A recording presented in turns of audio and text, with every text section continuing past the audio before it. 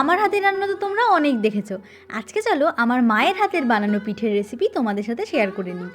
এই তেলের পিঠে বা মালপোয়াটা কিন্তু আমার মা দারুণ বানায়।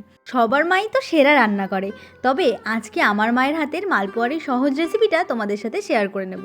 সবার প্রথমে চালের আটা বা ময়দা নিয়ে এর মধ্যে সামান্য লবণ দিয়ে এটাকে ভালো মতন মিশিয়ে উষ্ণ গরম জল দিয়ে এটাকে প্রথমে মেখে নিতে হবে। একেবারে বেশি জল দিয়ে লিকুইড করার চেয়ে এভাবে সামান্য জল দিয়ে একটা মোটামুটি সেমি সফট ডো তৈরি করে তারপর যদি আমরা ব্যাটারটা বানাই তবে কিন্তু মালপোয়াটা যেমন ফুলবে তেমন হবে সফট। আর এখানে কিন্তু মালপোয়া ঠান্ডা হয়ে গেলেও একেবারে শক্ত হবে না। এই যে মোটামুটি এরকম ডো প্রিপেয়ার করার পর এর মধ্যে যেই আমরা গুড়টা অ্যাড করব তখন কিন্তু এটা লিকুইড হয়ে যাবে। আর শীতকালের পিঠে সেটা তো নলেন গুড় ছাড়া একেবারে ভাবা যায় না। তবে মালপোয়া কিন্তু অনেকে চিনি দিয়েও বেশ পছন্দ করে।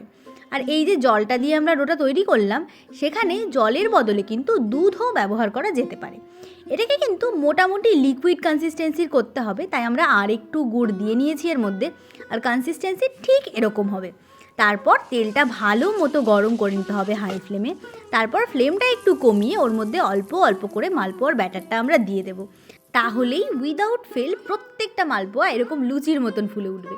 আর এই যে কাঠিটা দেখছো, এরকম একটা কিছু দিয়ে মাঝখানটা একটু ফুটো করে দিলে মালপোয়ার ভেতরেও একদম কাঁচা থাকে না, খুব সুন্দরভাবে মালপোয়াটা কুক হয়ে যায়। আর একে একে কিন্তু আমি আমার মায়ের হাতের আরও নানা রকম পিঠে, যেমন কাঁচি পোড়া, পাটিসাপটা, পুলি পিঠে সমস্তটাই শেয়ার করব। সেটার জন্য কিন্তু চ্যানেলে চোখ রাখতে ভুলো না। আর মালপোয়ার রেসিপি কেমন লাগলো অবশ্যই জানিও।